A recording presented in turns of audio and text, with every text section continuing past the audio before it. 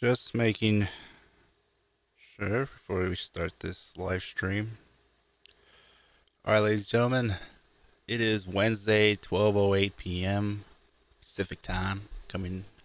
We are in Washington, Seattle area, and we are going to be discussing and breaking down episode 3 of Loki that we just saw last night. Thank you guys for whoever made it on the live stream last night. It was crazy. I definitely enjoyed the episode that we had last night. So thanks to everybody that was able to show some love, and thank you guys. We are going to be watching a video from the Cosmic Wonder, and he's going to be breaking down episode 3. Um, so we're going to be reacting to this video, and then we're going to go ahead and discuss episode 3 right after. So we're going to be blah blah blah blah blah blah blah blah almost ready. So let's just go ahead and start this up, and we'll see how we definitely go check out the Cosmic Wonder. I'll put his link to his channel down below. I definitely enjoy watching his content, and he definitely does his research. So it's always good to watch the episode. I have a lot of questions after the episode, and then I always come and I rely on the Cosmic Wonder to kind of fill me in on that stuff. So let's all go through it, and then after this, we're gonna be discussing it after we watch it. Okay? So all right, here we go.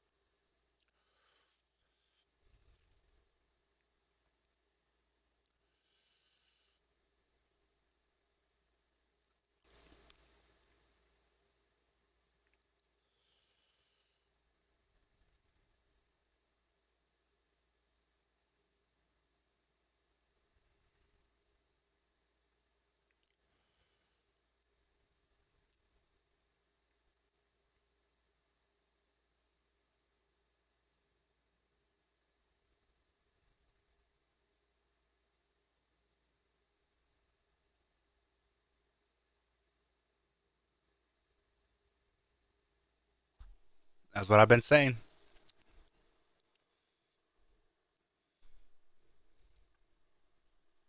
Mm-hmm. Mm-hmm.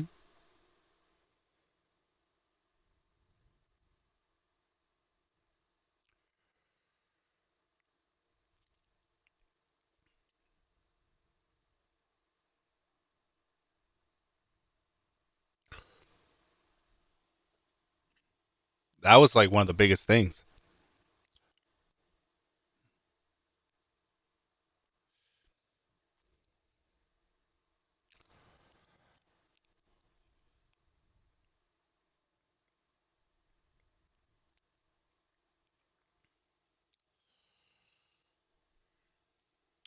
It's true.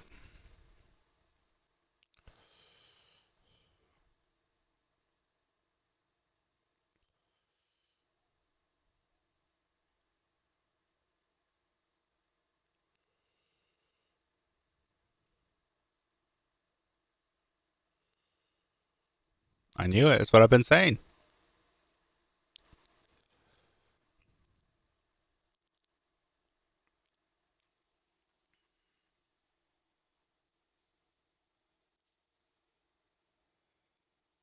Mm-hmm.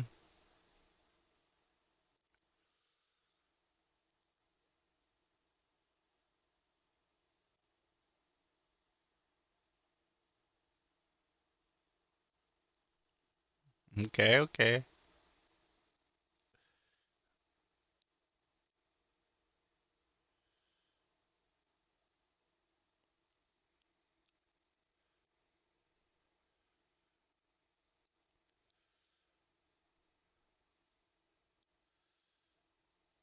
Mm-hmm. Yeah.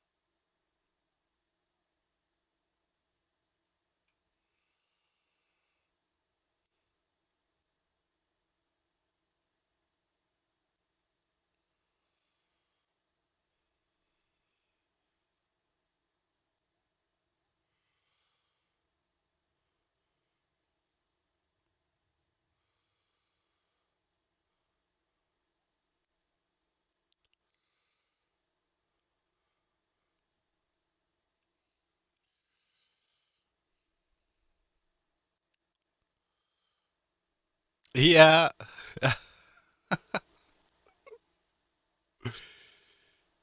I think a lot of people want to see that.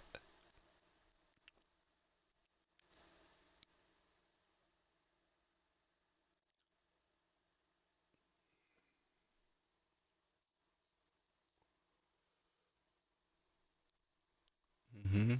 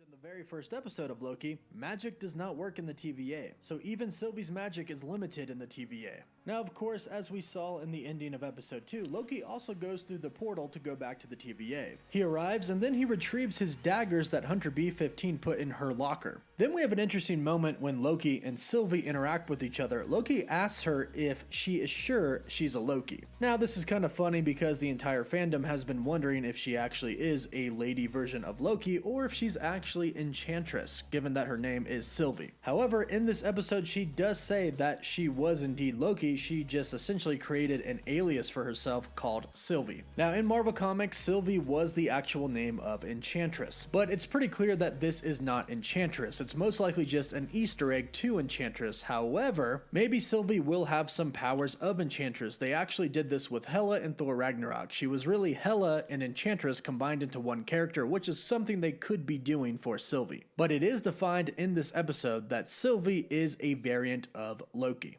Now, Judge Renslayer then comes around the corner with two Oh, hunter she is Lady guards, Loki. and Sylvie immediately threatens to kill Loki because Loki is kind of working for the TVA. However, the only reason Loki is working for the TVA is to try and catch Sylvie. So when Sylvie says she'll kill Loki, Renslayer doesn't care. She's after Sylvie, so she tells her to do it. Now, of course, Loki isn't about to just sit there and die, so he steals the TVA time travel device and he sends them through a portal. Now, Sylvie kind of gets the best of Loki when they arrive through the portal, and she grabs the device and tries to teleport away and open a portal, but the device is low on battery and is essentially dead and doesn't work. Now, from here, we actually see some of Loki's abilities that we really haven't seen before. In this scene right here, we learned that Loki can actually teleport. He uses his teleportation abilities to get the device back from Sylvie, but the two of them have bigger problems as Loki has taken them to Lamentis 1, which Sylvie says was the biggest apocalypse there has ever been. It's also in the future, in 2077, which implies that Sylvie knows a lot about the future and has jumped through many different timelines. Now, Sylvie explains that the moon and the planet are about to collide and everybody's going to be destroyed, including them if they don't get off the moon. Now, Loki has the Tim pad and Sylvie doesn't know how to get it from him, but Loki doesn't know how to recharge it. Sylvie needs it because apparently Loki interrupted a plan that was years and years in the making, which is of course for Sylvie to find the timekeepers and kill them. So the two of them come to a truce and they start to work together. Now, Sylvie says they just need enough power to recharge the Tim pad so they can travel through interdimensional time and space. This is because the TVA essentially exists outside of time, and the Tim pads allow the TVA members to travel from outside of time into different timelines and time periods. Now, as they walk to find power, this is where we find out that Sylvie was indeed Loki. She says, "That's not who I am anymore. I'm Sylvie now. It's an alias." Now, from here, we essentially learn what Sylvie's plan was. And Loki is the one that actually tells us. He says, your plan was to tear the place down, create the ultimate power vacuum of destruction, and walk away. And Sylvie basically says, yep, This would ultimately accomplish her purpose of tearing down the TVA and getting rid of the timekeepers and essentially creating a multiverse of madness. A multiverse where she has true freedom and her fate isn't decided by the timekeepers. But she might also have a different motive here. Later on in the episode, she states that she had been running from the TVA since she was very, very young. So perhaps this simply could just be about her trying to get the TVA off her back, and the only way to do that is to destroy them. Now, Loki and Sylvie come across somebody who is actually in their home. Loki says brute force won't work, so Sylvie opens the door to immediately get shot by some kind of energy cannon, or some type of sound wave cannon. Loki attempts to try and trick the lady by transforming into her old husband, but she sees right through it. That scene was hilarious. Tells them that there's an arc that takes off. It's going to leave the moon and save whoever is on it, and the way to get there is by train. However, to get on the train, you need a ticket. We get there and we hear some people say they're only giving out tickets to the wealthy. And here we start to see more differences between Loki and Sylvie. Even though they are the same, just different variants, they don't think the same way. Sylvie wants to enchant a guard and walk them through. However, Loki's plan is to simply be the guard himself. Now, as you can imagine, Loki's plan didn't work and Sylvie had to step in, ultimately getting them on the train to the Ark. And here is where Sylvie and Loki start to bond. Sylvie says she's not going to look for the temp pad because she probably can't find it because she admits that somebody taught Loki fairly decent magic. Now, of course, Loki reveals that it was actually his mother. Now, as we've learned, Loki's mother is a very important figure to him, perhaps the person he loves most. But here in this scene, we learn just how different the lives of these two different Lokis are. When Loki is talking about how good his mother was, Sylvie makes a joke and says, "Are you sure she was your mother?" And Loki says, "Actually, no, I was adopted. Sorry if that's a spoiler for you." But Sylvie says she knew she was adopted. And of course, as most of us know, Loki was actually a frost giant, son of Laufey, which is why he is Loki, Laufey's son. But of course, he loved his mother, and we find out that Sylvie actually doesn't really remember much of her mother. Now, it's not really stated on whether or not she died when Sylvie was really young, or if something else happened, but the key difference here is that Loki's mother Frigga taught him magic, whereas Sylvie taught herself, including enchanting people, pretty much mind controlling them and casting illusions in their minds. Now, from here, it's rather interesting, but we get into the topic of love, and Sylvie says something that implies that her life could have actually been quite different from Loki's. Now, she talks about how she had a beau, but it wasn't too serious, it was only something to keep her going. But then she says, "How about you? You're a prince." And look at the way she says this. Would be princesses, or perhaps not a prince. The way she says this kind of seems like she may not be a princess. So perhaps whatever happened in her timeline resulted in her not being a princess of Asgard. And then we get the really big reveal that Loki is actually bisexual. Sylvie asks him if he ever had any princesses or princes waiting for him, and he says a bit of both. And if there is any confusion on whether or not this means he's bisexual, the director, Kate Herron, did come out on Twitter and state that it was very important to her and one of her goals to acknowledge that Loki was bisexual. So if you are somewhat confused, don't be. Loki is bisexual. This is canon to the MCU, confirmed. And it's a pretty big deal, and I'm happy for those people who this means a lot to. Now, Sylvie actually ends up falling asleep, and she wakes up to a drunken Loki singing in between English and Asgardian. That one slipped my mind. That one just went by me. I didn't even know. On the ground and yells another. This is just like what Thor did in the very first Thor film. When he's drinking coffee in the diner, he drinks his coffee, throws a glass on the ground, and yells another. Yeah, I love that part right here. Now, during all the chaos, we actually learned something about Sylvie. She says she's paranoid because she spent her entire life running from the omniscient fascist you work for. Now, of course, she is referring to the TVA, who she calls the Time Police. Her now, this entire may have life significant meaning. This running may mean from the that TVA? Sylvie, or this Loki variant, is different from the others. Did she commit a crime that made the TVA chase her, or perhaps were they trying to get her for something else? Clearly, the Timekeepers aren't exactly the best of people, as they are taking variants and essentially erasing their memories and then brainwashing them. Since the TVA can see into the future, maybe they realize that Sylvie is actually their doom. And that's the reason they've been chasing her entire life. I'm sure there's more to this that will be revealed in future episodes. Now, Loki is drunk, and it doesn't really work out for the two of them. The guards come, and because Loki is drunk, when he tries to use his magic to create fake tickets, he ends up doing fireworks again that he showed Sylvie before. This, of course, leads to a fight, and there are two key moments here. One of them is we see more magic being used by Loki. He actually uses his magic in the form of green energy blasts, something we've never seen before. The second part is Sylvie actually takes off her that was horns, crazy. or I should say horn, and uses it to stab one of the guards. And then if you notice, one of the guards actually ends up throwing it back at her, but she dodges it. However, she never picks it back up. Loki gets thrown out of the window, and since he has the temp pad, she jumps after him. And if you notice, from here on out, she never wears it again because it's still on the train.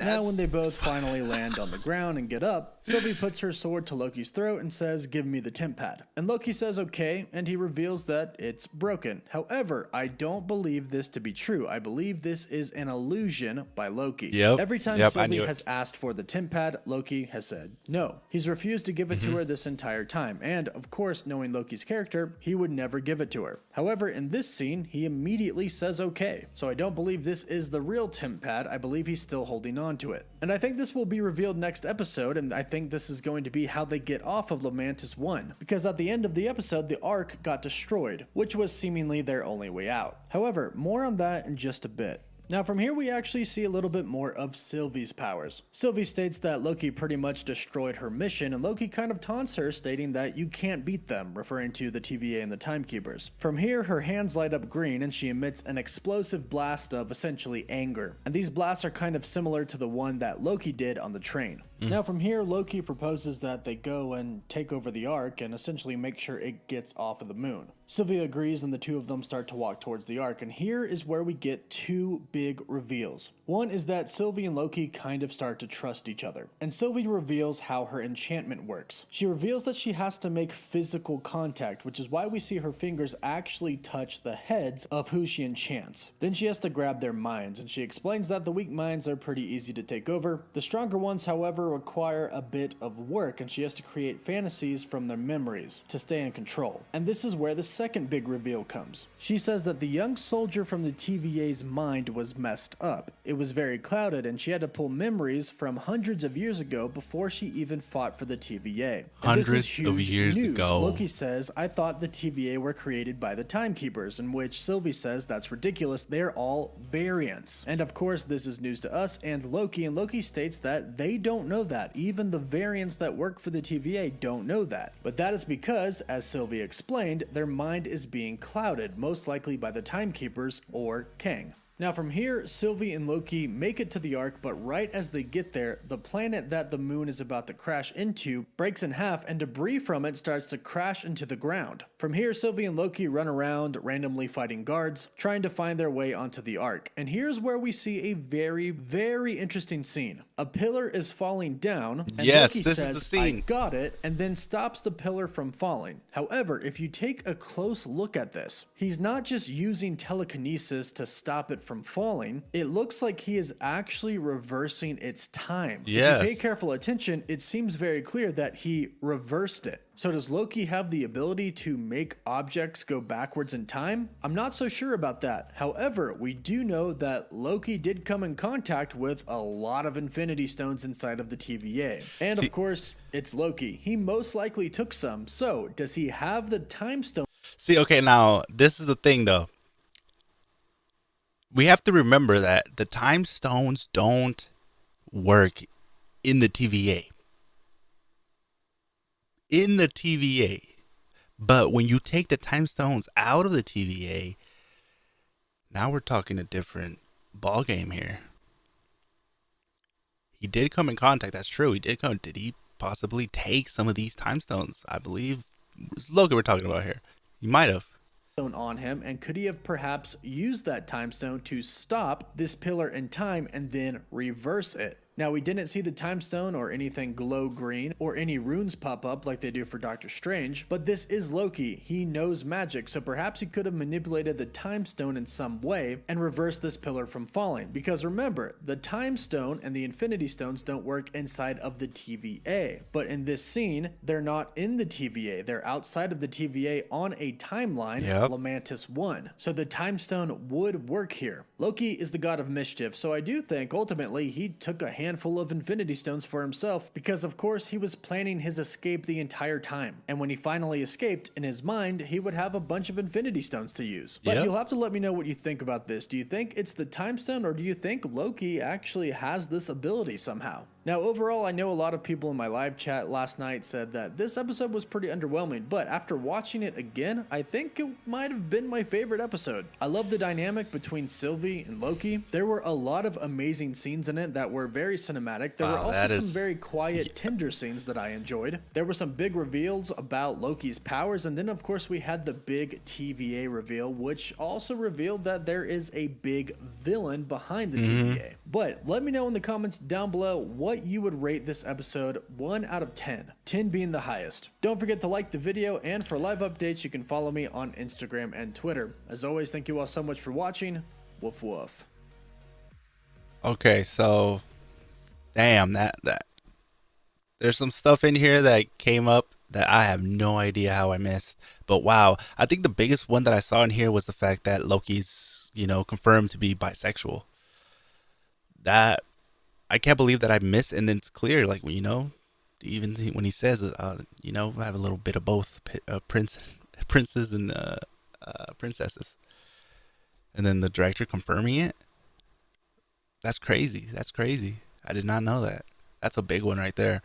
But the main one is the Infinity Stones.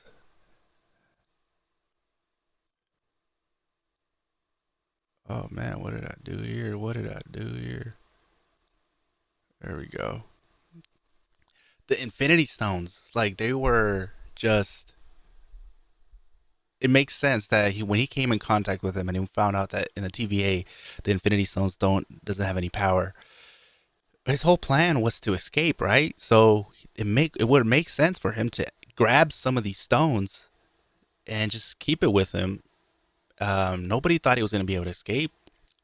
He thought he was going to be able to escape, and now he did, and now he's out there. And if he has one of those Infinity Stones, which I really, really believe that he does, that means that that's why as soon as that building was falling on them and he did that, I was just like, it just, that little scene stuck to me. Like, I didn't know he can do that unless he took one of the Infinity Stones, the Time Stone, or he has the Infinity Stones with him. Thing is that he can get something and make it look like something completely different. I think that's why in what was it, episode 2?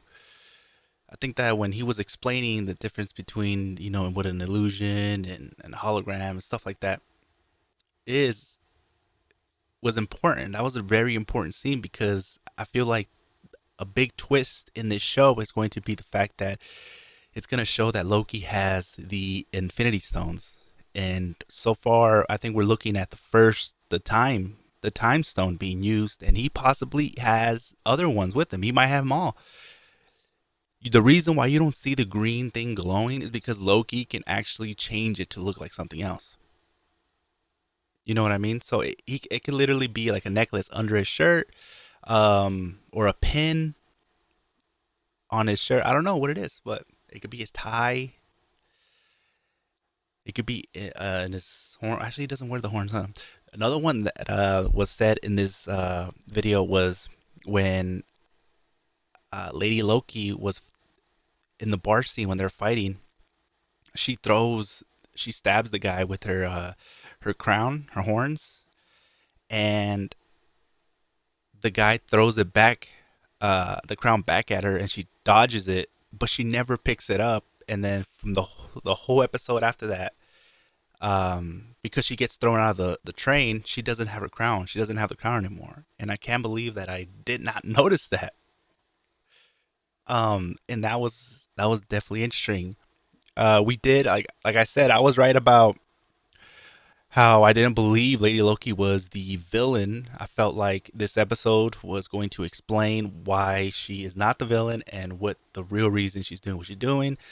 One of the big reveals in this episode was the fact that the agents, everybody in the TVA, is a variant from somebody in Earth, which is crazy because Loki was told that everybody in the TVA was created by the timekeepers, and that was a lie.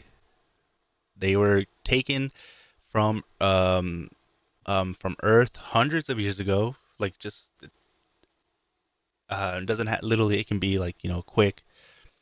I don't think it goes back from any time. They could just take anybody from any timeline and make a variant of him, wipe their memory, and have them working there. Because it would make no sense for them to create a somebody and then create their characteristics and stuff like that. It just wouldn't make sense. So when they went ahead and they revealed that part, it was a big like, oh shit, man, damn. For me, episode 3 was my favorite. It is true. A lot of people are saying that episode 3 was kind of a little let down. I don't really see that because we really learned a lot. This episode was, to me, it felt like the shortest because it was just a lot of action.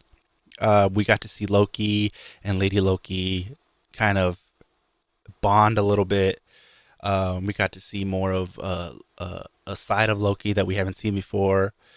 We even got to see that little tiny, I guess it was like an Easter egg, the paying homage to his brother Thor, where he's drinking the beer and he's chugging it, and then he's like, "I'll have another," and he throws it in the ground and breaks it. I thought that was hilarious. I love that they added that in there. The scene where Lady Loki first land on that planet that's about to get destroyed, and I guess they're trying to go into this like little RV, and there's this lady in there with a gun, and Lady Loki tries to go in there, and then the lady shoots Lady Loki and blasts her all the way back. And Loki's on the side, like, oh shit, what do I do? And he's staring in the window and he sees that she had a husband. So he turns himself into her husband and he goes to the door and he's like, hey, babe. And it's like an emotional scene. And then she blasts him too. Oh my God. That was, for me, that was the a funny part in that episode. But she after she blasts him, she's like, my husband never said those kinds of things to me. Oh man, that's just that was so good, so unexpected, and this is why I love this show. I love the show, um, but I definitely think Ravana, the judge, is some fishy about her because when in the beginning of the episode when Lady Loki had Loki as a hostage and she had her knife on Loki's throat, and Ravana and some more of the TVA hunters showed up. Lady Loki was like, "Don't come any closer, I'll kill." And Ravana was like, the judge was like, "Go ahead." Loki was just like, "You sons of bitches. I don't mean a damn thing to you. You guys don't care about me, this and that. Why the hell should I help you?" But I feel like she's going to have Ravana is definitely one of the baddies. She's definitely a bad one. She knows more than anybody else. I'm sure that a lot of these TVA hunters, they're just had their memory brainwashed. Mobius, I think he's a good guy. I think they're all good. They just had their brainwashed and they're made to believe something that's not true. Because the timekeepers are controlling everything. And I truly believe that the timekeepers are the villains of the series because they are controlling time, and a lot of people are not going to like the fact that the timekeepers have so much of this control, and then nobody has that freedom. Like your life's already set.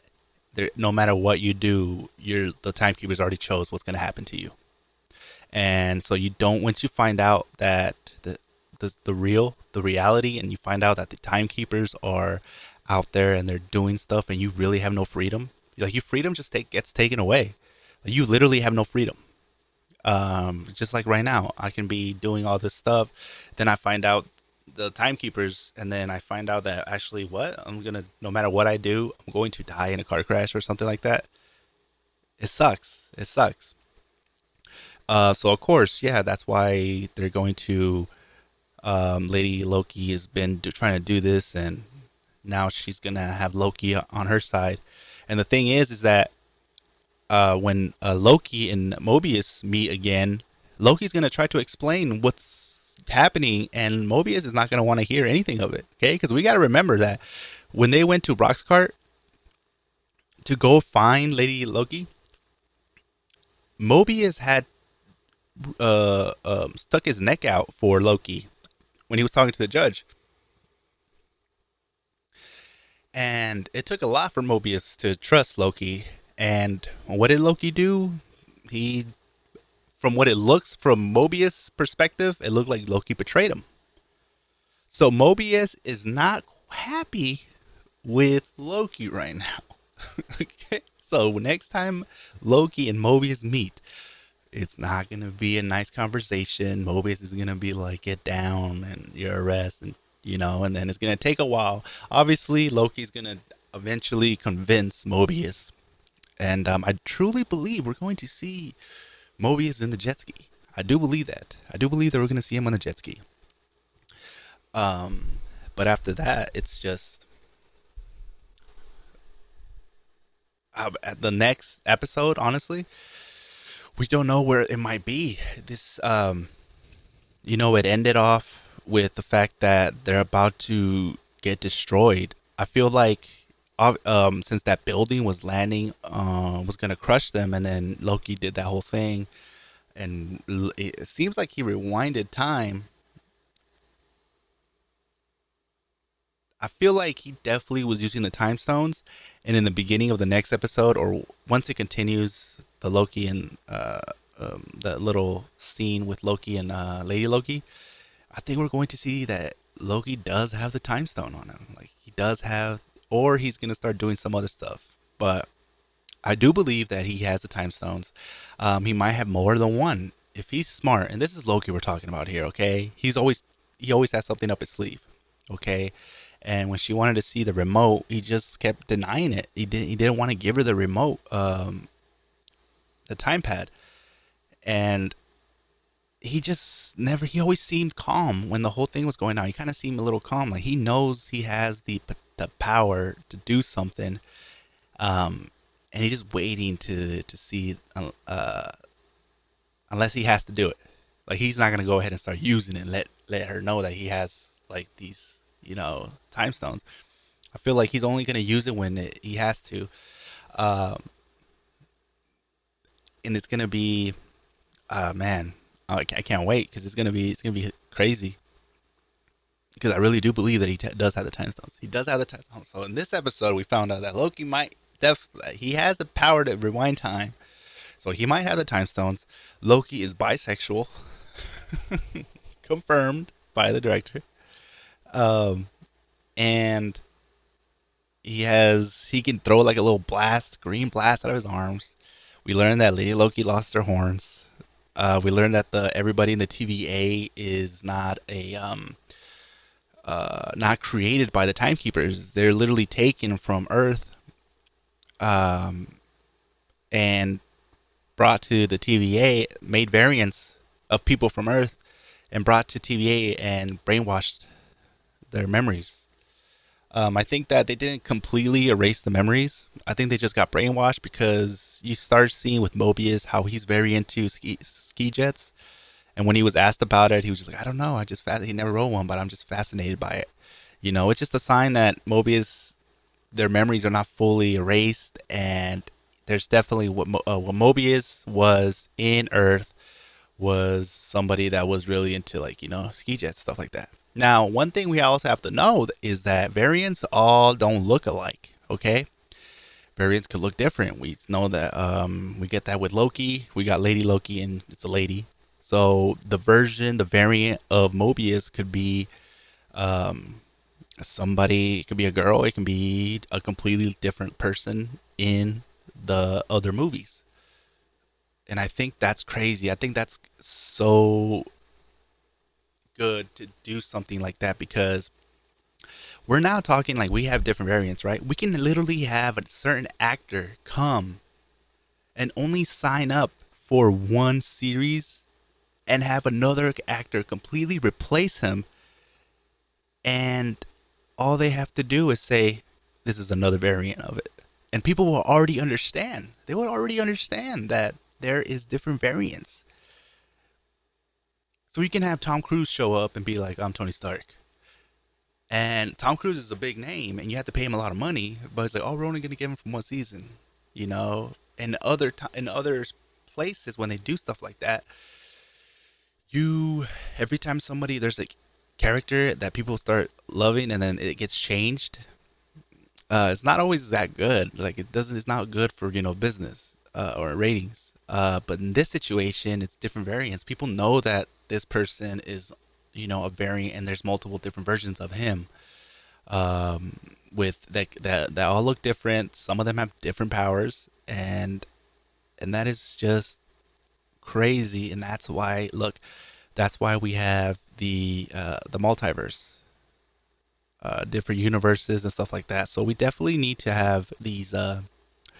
I think when all these universes get created, right? By the end of the season, all these universes are going to get created. But I think that the madness part of it is the fact that there's people that should be on one universe start going into the other universe. You know what I mean? And that's what I feel like is going to make it the multiverse of madness. Like we're going to start seeing so many different, somebody's going to start exploiting that fact that there's all these universes, and they're going to start being able to go to different universes. And now there's no timekeepers, and Doctor Strange is going to have to put authority down. He's got to figure something out. Like, how the hell do we keep everybody in their same universe without them going into another one? So, man, I cannot wait. That is crazy. This was one hell of an episode. Episode 3. What hell of a fucking... Oh, my God. So, definitely we learned a lot. It's definitely one of the best episodes of the season. And now that we able to see... We just watched the video from the Cosmic Wonder, him explaining some stuff. There's definitely most of about 80% of the stuff that I saw, I definitely picked up when I watched the show. The whole bisexual, Loki being bisexual, and Loki having the time stones. Loki, I knew that I was already kind of picking up that Loki might have something up his sleeve, but yeah, the time stones definitely seems to be right on the money. And I think that he has more than just the time stones. I really believe that he has something in his sleeve. And Loki can he can get the time stones and make it look like something completely different. So let's not forget that. So there you guys have it. Thank you guys for joining me on my stream, this live session, this live discussion of episode 3. And then we broke it down for you guys. We watched the video from Cosmic Wonder. We definitely learned some crazy stuff about the series, and possibly where is the next episode going to be about. We're starting to, I don't know if the trailer for the episode 4 has come out yet. I don't think it will until maybe Friday or this weekend. It might come out. Will give us more an explanation, but I feel like the next episode is going to possibly show it's going to be more about Mobius. I think it's going to show us what Mobius is doing right now, and what he's kind of trying to plan, and might even show us what Ravana is doing. And then towards the end of the episode, or after that first half of the episode is done, it's probably going to go pick up where Loki was started. So we don't know. We're going to see. Well, I'm definitely, it's going to be one wild ride, everybody. It's going to be one hell of a ride, and it's just going to be so damn good. So thank you guys for tuning in. And until next time, guys, make sure you guys like and subscribe if you guys enjoy this content. I'll be doing this for every episode starting from now on. So stay updated, okay? Subscribe, stay updated, okay? Catch you guys later.